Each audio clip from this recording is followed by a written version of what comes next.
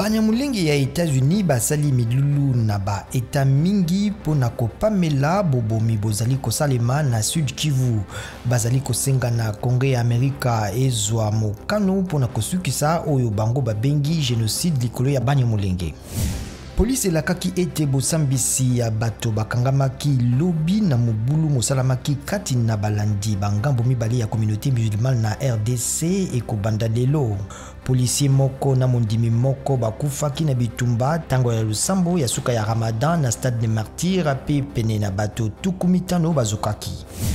Président Tshisekedi alobi bato bazali kokosela makambo na bakonzi ya basoda atie pona kokamba Ituri na Nord Kivu na état de siège. Société civile epameli baike na mbeba ya bobomi na Kasai pe bisika misusu kasi Président Tshisekedi alimboli ete alinginde kosukisa bobomi na monele ya mboka.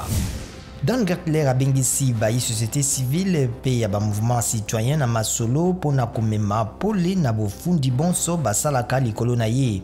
ONG Congo ezali ya koteka te efundi na kozangisa pene na ba milliard mibale na RDC uto mibu mingi motango yango mokoki kokoma milliard minei sima mibu mibale.